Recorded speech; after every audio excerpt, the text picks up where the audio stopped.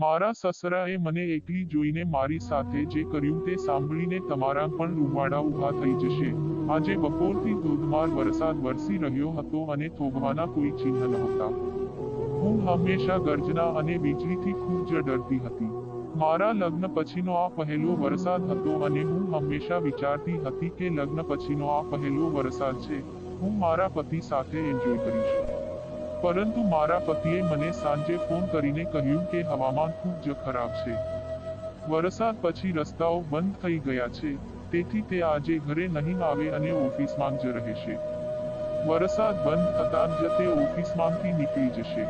મેં આ વાત મારા સસરાને કીધું કે રૂમન આજે ઘરે નહીં આવે. મારા સસરાએ કહ્યું કે તમે ચિંતા ન કરો અને તમારા રૂમમાં જઈને આરામથી સૂઈ જાઓ. ચિંતા કરવાની કોઈ વાત નથી. ઘણીવાર આ વરસાદી મોસમમાં તે ઓફિસમાં જ રહે છે. મારા સસરાને કહ્યા પછી હું મારા રૂમમાં પાછો આવ્યો, પણ સમય પસાર થતો નહોતો. ભાગ્યે જ સવારના 2 વાગે અને મુશળધાર વરસાદે મને વિચિત્ર રીતે નર્વસ બનાવી દીધી. વીજળી પડવાને કારણે હું મરી રહ્યો હતી. મારા રૂમની બારીમાંથી વીજળીના ચમકારા દેખાતા હતા. અને હવે હું મારા રૂમમાં એકલી રહી શકતી ન હતી. તેથી મેં વિચાર્યું કે શા માટે મારી ભાભી જાસ્મીન સાથે તેના રૂમમાં એક રાત વિતાવી ન જોઈએ. હું ડરી ગઈ અને ખૂબ જ મુશ્કેલીથી મારી ભાભીના રૂમમાં પહોંચી. ડરને કારણે મારી તે એક ખરાબ પરિસ્થિતિ હતી. મારા સસરાના રૂમની સાથે મારી ભાભીનો રૂમ નીચે હતો. જ્યારે મારો રૂમ ઉપરના માળે હતો અને કદાચ એટલે જ મને વધુ બીક લાગતી હતી, કારણ કે હું ઉપરના માળે સાવ એકલી હતી. વરસાદને કારણે અમે ઘરની મોટાભાગની લાઇટો બંધ કરી દીધી હતી. અંધારામાં સાવધાનીપૂર્વક સીડીઓ ઉતરીને હું મારી ભાભીના રૂમના દરવાજા પાસે પહોંચી અને મેં દરવાજો અડતા જ કદાચ અંદરથી તાળું માર્યું નહોતું એટલે એ ખુલ્લું જ રહ્યું. મારા રૂમમાં આછો પ્રકાશ હતો. બધી મોટી લાઇટો બંધ હતી, એક નાની લાઇટ બળી રહી હતી. અંદર પ્રવેશતાની સાથે જ મેં જે દ્રશ્ય જોયું તે મને હંફાવી દીધું. મેં વિચાર્યું કે કદાચ મને કોઈ ગેરસમજ છે, પરંતુ મારી આંખોએ જોયું કે તે કેટલું ખોટું હોઈ શકે છે. હું જાસ્મીનના ગુંગળામણના અવાજો સાંભળી શકતી હતી, અને તે મારી નજર સામે જ મારા સસરાનો વિરોધ કરતી હતી. હું મારી જગ્યાએ સાંભળતો જ રહી ગયો હતો કે એક પિતા તેની દીકરી સાથે આવું વર્તન કેવી રીતે કરી શકે છે. જાસ્મીનના કાનમાંથી પડતો શર્ટ અને ખુલ્લા કોલરથી મને ઘણું બધું ખબર પડી ગયું હતું. તે સમયે મને લાગ્યું કે મારા સસરા એક ખરાબ માણસ હતા. તે એક જાનવર હોય તેવું લાગતું હતું, જે જાસ્મીન પર પાયમાલ કરી રહ્યું હતું. જાસ્મીન એક માતા વિનાનું બાળક હતું, જેની માતાનું ઘણા સમય પહેલા અવસાન થયું હતું. ખબર નહીં કેટલા સમયથી જાસ્મીન પર આ ત્રાસ ચાલતો હતો. અને આજે મને સમજાયું કે જાસ્મીનનું વલણ આવું કેમ હતું. આજે મને તેની ખોવાયેલી આંખોનું રહસ્ય જાણવા મળ્યું. હું 6 મહિના પહેલા લગ્ન કરીને તે ઘરે આવી હતી. હું અને રૂમન એક જ યુનિવર્સિટીમાં ભણ્યા હતા અને રૂમન પણ મને એ જ રીતે પસંદ કરતો હતો. યુનિવર્સિટી પૂરી કર્યા પછી રૂમને નોકરી મળી કે તરત જ તેણે રિશ્તાને મારા ઘરે મોકલી આપ્યો. રૂમન એક સારો સ્વભાવનો અને ઊંડા છોકરો હતો. કાર્યરત રૂમનના પરિવારમાં માત્ર તેના પિતા અને એક નાની બહેનનો સમાવેશ થતો હતો. રૂમનનું પોતાનું ઘર પણ હતું. એવું કંઈ નહોતું જેના કારણે મારા પરિવારને સંબંધ સામે વાંધો હોય. મારા પરિવારના સભ્યોએ કોઈ પણ પાસેથી માહિતી મેળવી હતી.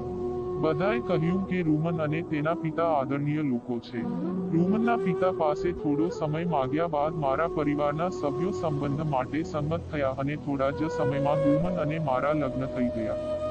લગ્ન પહેલા પણ મેં સાંભળ્યું હતું કે જ્યારે ઘરમાં યુવાન અને અપરિણિત ભાભી હોય ત્યારે તેને ભરણપોષણ આપવું ખૂબ મુશ્કેલ હોય છે, કારણ કે તે તેના પિતા અને ભાઈની લાઠી છે. અને હું પણ મારા સાસરિયાના ઘરે આવી વિચારી કે જાસ્મીનને કારણે કદાચ મને કેટલીક મુશ્કેલીઓનો સામનો કરવો પડશે. પણ જાસ્મીન બીજી ભાભી જેવી બિલકુલ ન હતી. તે ખૂબ જ શાંત છોકરી હતી. તેના પોતાના વ્યવસાયને ધ્યાનમાં રાખતી હતી અને મોટે ભાગે તેના રૂમમાં બંધ રહેતી હતી. શાળાએથી પાછા આવ્યા પછી તે કલાકો સુધી તેના રૂમમાં બંધ રહેતી. હું તેને જમવા માટે દબાણ કરતી અને તે જમતાની સાથે જ તેના રૂમમાં પાછી જતી.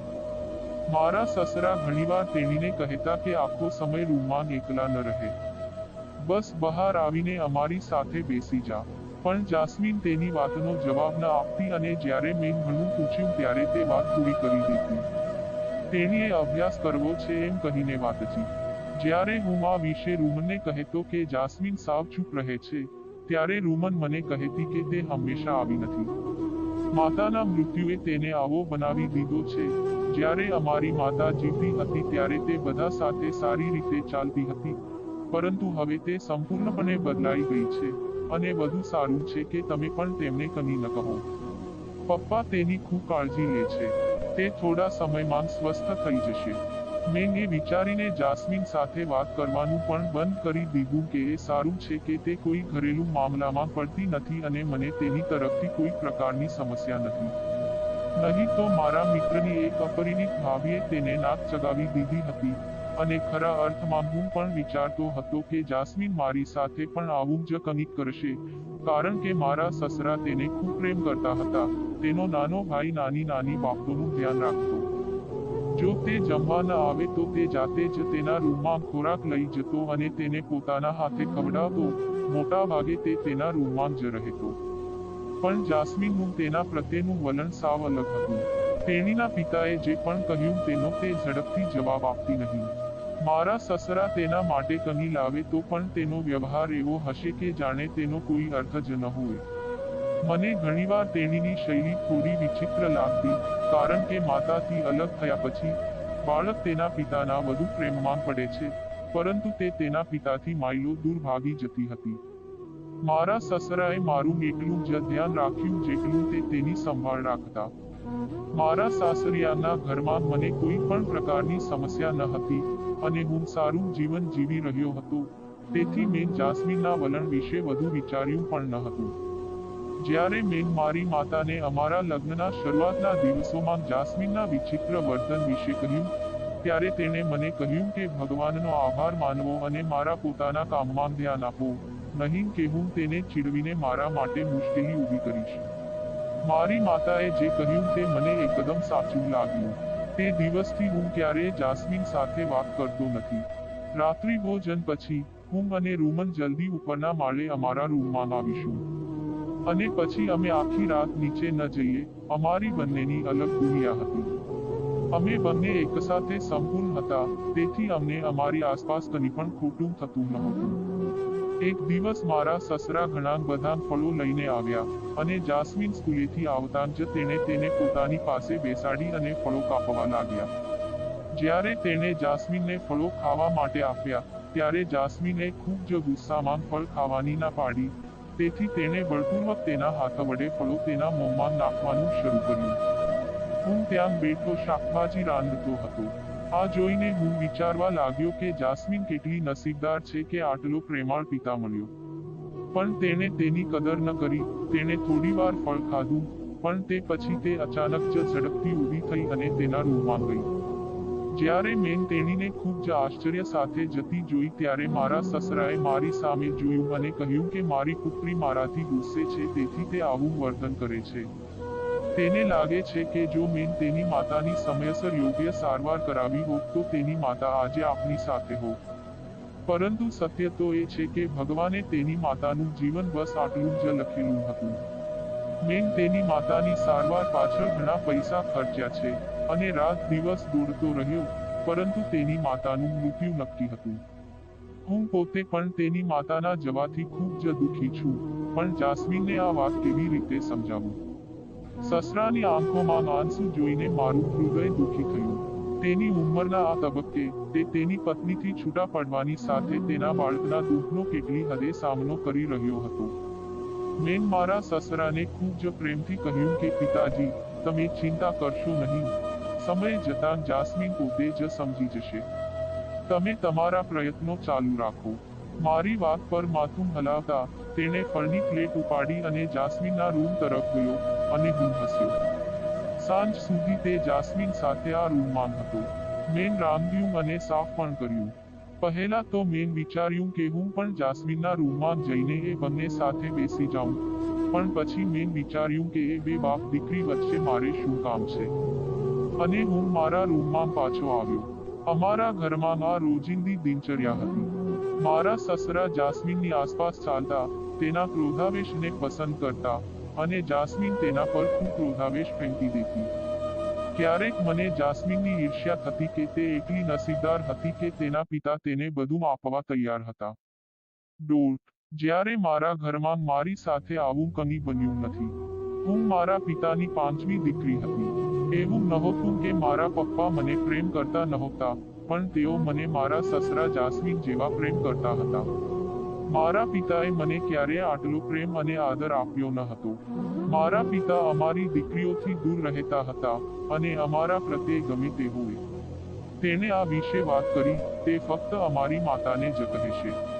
પણ મને બહુ ઓછી ખબર હતી કે જાસ્મીનને અનુસરવા પાછળ મારા સસરાનો ખરો હેતુ શું હતો. જો વરસાદ આટલો જોરદાર ના થયો હોત, અને વીજળીના અવાજે મને ડરાવ્યો ન હોત, તો કદાચ મને એ બધું જ ખબર ન પડી હોત કે મારા સસરા પોતાની જ ખુશી માટે પોતાની જ દીકરીને બરબાદ કરી રહ્યા છે. તે રાત્રે હું રૂમમાં પ્રવેશતાની સાથે જ આ જોઈને ચોંકી ગયો કે મારા સસરા જસ્મીનને બળપૂર્વક પકડી રાખતા હતા અને તેની સાથે ખૂબ જ ખરાબ વર્તન કરી રહ્યા હતા, અને તે એમાં એટલા મશગુલ હતા કે તેમને મારા આગમનની જાણ પણ ન થઈ. કોઈ સમાચાર ન હતા. મારા સસરાને સંપૂર્ણપણે શેતાનવશ થઈ ગયો હતો અને એકદમ ગભરાયેલી જાસ્મીન તેના પિતાની દયા પર હતી. આખો ઓરડો તેની રડતીથી ગૂંજી રહ્યો હતો. તે થોડો વિરોધ કરી રહી હતી, પણ કદાચ તેનામાં જીવ બચ્યો ન હતો. ખબર નહીં કેટલા સમયથી તે બધું સહન કરી રહી હતી. તેનું ચૂપ રહેવું, પપ્પા સાથે ચીડાઈ જવું, પોતાને રૂમમાં બંધ કરીને રહેવું, તેની દરેક આદત પાછળ કોઈને કોઈ કારણ છુપાયેલું હતું. આજે મને સમજાયું. મારા સસરાને મારી હાજરીનો અહેસાસ થતાં જ તેઓ સારાને પાછળ છોડીને ફર્યા અને મને ત્યાં ઊભેલી જોઈને સ્તબ્ધ થઈ ગયા. કદાચ તેણે વિચાર્યું પણ નહોતું કે હું રાતના આ સમયે તેના રૂમમાંથી બહાર આવી શકીશ. મને જોઈને તેના ચહેરાનો રંગ બદલાઈ ગયો અને તે ગભરાઈ ગયો. ડબડાઈને તેણે મને પૂછવાનું શરૂ કર્યું, દીકરી તું અહીં શું કરે છે? સસરા, તમને કંઈક જોઈએ છે. મેં આગળ વધીને જાસ્મીનનો હાથ પકડીને મારી પાછળ સંતાડી દીધો. તે ખરાબ રીતે ધ્રુજી રહી હતી. મેં કહ્યું કે તું અત્યારે અહીંથી જતો રહે એ જ સારું છે. તમારા જેવા પિતાને ચોકડી પર જ વધસ્તંભે ચડાવી દેવો જોઈએ, જેથી ભવિષ્યમાં કોઈ આવી ક્રૂરતાનું નિશાન ન બને. આ સાંભળતાની સાથે જ મારી સસરા બહુ ગુસ્સે થયા અને બોલ્યા કે બહુ બકવાસ બોલવાની જરૂર નથી. જાસ્મીન મારી સામે તારા કાન ભર્યા છે, તેથી જ તમે આવી વાત કરો છો. મારા સસરાએ જે કહ્યું એ સાંભળીને મને નવાઈ લાગી, કારણ કે મેં બધું મારી આંખે જોયું હતું. મેં ગુસ્સામાં કહ્યું કે તું એક ધિક્કારપાત્ર વ્યક્તિ છે. આટલો મોટો ગુનો કરવા છતાં તને સહેજ પણ પસ્તાવો નથી. હું તને છેલ્લી વાર કહું છું, જો તું અત્યારે અહીંથી નહીં નીકળે તો હું પોલીસને બોલાવીશ. કાપડ મારી સહેજ ધમકીથી ગભરાઈને તે રૂમની બહાર નીકળી ગયો અને મેં ઝડપથી રૂમનો દરવાજો બંધ કરી દીધો. જાસ્મીનની હાલત ખૂબ જ ખરાબ હતી, અને હું પણ ખૂબ ડરી ગયો હતો, પરંતુ મને ખબર નથી કે મારામાં આટલી હિંમત કેવી રીતે આવી. મેં આગળ જઈને તેને ગળે લગાવી અને તે ખૂબ જ રડવા લાગી. મને ખબર નથી કે તેના હૃદયમાં દુઃખ કેટલા સમયથી સંગ્રહિત હતું, તેથી મેં તેને રડવા દીધી, અને જ્યારે રડ્યા પછી તેનું દુઃખ થોડું ઓછું થયું, ત્યારે તેણે પોતે જ મને કહેવાનું શરૂ કર્યું. ખરું કે, તે 12 વર્ષની હતી જ્યારે તેની માતાએ મારા સાસરે લગ્ન કર્યા. જાસ્મીનની આ પહેલી જ પંક્તિ પર મેં આશ્ચર્યથી તેની સામે જોયું અને પૂછ્યું, તું રૂમના પિતાની દીકરી નથી? જેના પર જાસ્મીનએ નામાં માથું હલાવ્યું અને કહેવાનું શરૂ કર્યું કે જ્યારે તે 10 વર્ષની હતી ત્યારે તેના સાચા પિતાએ તેની માતાને છૂટાછેડા આપી દીધા હતા અને જાસ્મીનને તેની માતાને પણ સોંપી દીધી હતી. જ્યારે જાસ્મીનની માતા જાસ્મીનને લેવા માંગતી ન હતી, જાસ્મીને જણાવ્યું કે તેની માતાનું માનવું હતું કે તે જાસ્મીનની હાજરીમાં ફરી લગ્ન નહીં કરી શકે અને તેણે જાસ્મીનના ખાતર આખી જિંદગી તેની લાગણીઓને મારી નાખવી પડશે.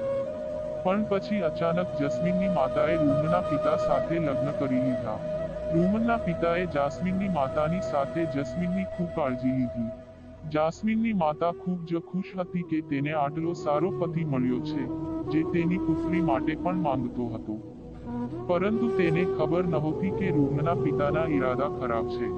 જાસ્મીને જણાવ્યું કે જ્યારે તેની માતા જીવતી હતી ત્યારે રૂમનના પિતા જાસ્મીન સાથે ખૂબ જ અજીબોગરીબ કામો કરતા હતા. જાસ્મીન 12 વર્ષની હતી અને તેને યુવાનીના ઉંમરે પગ મૂક્યો હતો. તેને સાચા ખોટાનો કોઈ ખ્યાલ નહોતો. તેની શરૂઆત થઈ રહી હતી બનવું. તે સમજી રહી હતી કે તેના બીજા પિતાએ જે રીતે તેની તરફ જોયું અને તેને સ્પર્શ કર્યો તે ખોટું હતું. જાસ્મીન રડતી રડતી કહેતી હતી કે રૂમના પિતા તેને તેની માતાની હાજરીમાં તેના રૂમમાં સૂવા માટે દબાણ કરશે અને જ્યારે તેની માતા ગાઢ નિંદ્રામાં હોય ત્યારે તે જાસ્મીનને હેરાન કરવાનું શરૂ કરશે.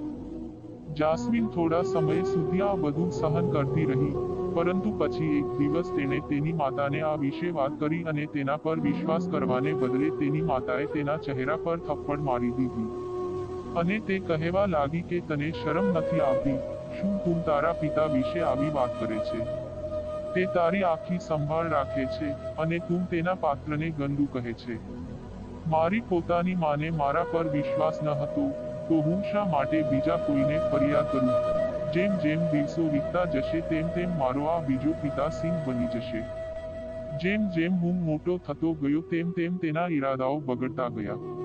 પહેલા તો તે મને થોડી જ ચીડવતો, પણ જેમ જેમ હું મોટો થતો ગયો તેમ તેમ તે તેની બધી હદો પાર કરતો રહ્યો. એક દિવસ એવું બન્યું કે તેણે બધી જ મર્યાદાઓ તોડી નાખી. મારી માતા કોઈ કામ માટે બજારમાં ગઈ હતી અને જ્યારે તે પાછી આવી ત્યારે તેણે પોતાની આંખે બધું જોયું અને તે પછી તેણે મને દોષ આપવાનું શરૂ કર્યું કે મેં તેના પતિને ફસાવ્યો છે અને હું બાનેમાં છુપાયેલો સાપ છું, જેમને તમે તમારી પોતાની માતાનું ઘર બરબાદ કર્યું છે. મેં મારી માતાને સમજાવવાની કોશિશ કરી કે તે મારી ભૂલ નથી. હું પોતે પરિસ્થિતિનો શિકાર છું, પરંતુ મારી માતાએ બિલકુલ માન્યું નહીં.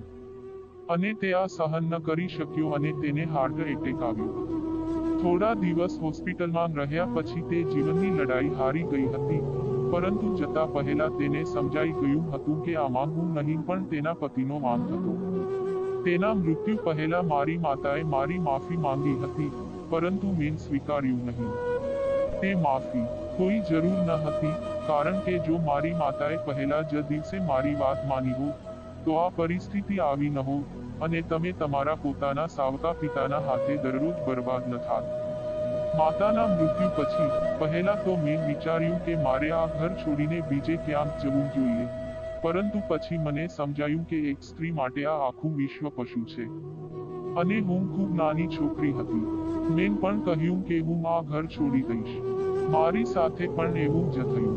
મને મારા ભાગ્ય સાથે સમાધાન કરવાની ફરજ પડી હતી. મેં આ વાત ક્યારેય રૂમનભાઈને કહી નથી, કારણ કે મને ડર હતો કે જો રૂમનભાઈ મારી વાત નહીં માને તો હું ક્યાં જઈશ. મારી માતાના અવસાનને 6 વર્ષ થયા છે અને છેલ્લા 6 વર્ષથી દરરોજ મારા સાવકા પિતા મારી સાથે આવું વર્તન કરે છે. મેં જાસ્મીનનો હાથ મારામાં દબાવ્યો અને તેને ખાતરી આપી કે આજ પછી તેની સાથે આવું કદી નહીં થાય. મેં તેને કહ્યું કે જો તેન મને આ બધું પહેલા કહ્યું હોત તો હું ચોક્કસ તારી મદદ કરી શકત, જેના પર જાસ્મીન થોડું હસ્યા અને કહ્યું, હું તે છું જેના પર તેની માતાને વિશ્વાસ ન હતો, તો તમે આવું કેવી રીતે કરી શક્યા હોત? જાસ્મીન સ્મિતમાં છુપાયેલું દર્દ મારા હૃદયને વિંધી નાખ્યું. વરસાદ હજુ અટકતો ન હતો, પરંતુ સવાર પડતાં જ વરસાદનું જોર ઘટવા લાગ્યું હતું. બાકીની રાત મેં જાસ્મીન સાથે તેના રૂમમાં બંધ કરીને વિતાવી. વરસાદ બંધ થયા પછી રૂમન ઘરે આવતાની સાથે જ મેં બધી હિંમત એકઠી કરી અને તેને આખું સત્ય કહી દીધું. તેના માટે આ વાત સ્વીકારવી ખૂબ જ મુશ્કેલ હતી, અશક્ય નહોતું. તેને પણ જાસ્મીનનું બદલાયેલું વલણ ખૂબ જ લાગ્યું, પણ તેની પાછળ તેના પિતાનો હાથ છે તેની તેને કોઈ જાણ નહોતી. રૂમન ગુસ્સામાં તેના પિતાના રૂમમાં ગયો. તે બેડ પર આડો પડ્યો હતો. રૂમને તેને બોલાવ્યો પણ તેના શરીરમાં કોઈ હલચલ જણાતી ન હતી. રૂમને આગળ આવીને તેને હલાવી તો તેની ગરદન એક તરફ વળી ગઈ. રૂમને તરત જ ડોક્ટરને ફોન કર્યો અને ખબર પડી કે રૂમના પિતાનું નિધન થઈ ગયું છે. રૂમના પિતા જાણતા હતા કે તેનું સત્ય રૂમને જાહેર થવાનું છે અને કદાચ તેથી જ તે સહન ન કરી શક્યો. તેના પુત્રને તેની સત્યતા ખબર પડી જશે અને તેથી જ તેનું હૃદયરોગના હુમલાના કારણે ઘટના સ્થળે જ મોત થયું હતું. તેમના મૃત્યુએ જાસ્મીનને રોજેરોજ મરતા બચાવી હતી, પતિ પત્ની વચ્ચે છૂટાછેડા થાય છે, પરંતુ તેમના બાળકો જીવનભર બરબાદ થઈ જાય છે. સાવકા પિતાના અત્યાચારનો ભોગ બનેલી જાસ્મીન જેવી આપણી વચ્ચે કોણ જાણે કેટલી છોકરીઓ છે. પતિ પત્નીએ એકબીજાને છોડીને જતા પહેલા તેમના માસૂમ બાળકો પર એક નજર ચોક્કસ લેવી જોઈએ, જેથી બાળક બીજાના હાથનું રમકડું ન બની જાય. અને જો તમે તમારી આસપાસ કોઈનો બદલાયેલો અભિગમ જોશો તો તેને બિલકુલ અવગણશો નહીં, પણ તેને સમજવાની કોશિશ કરો.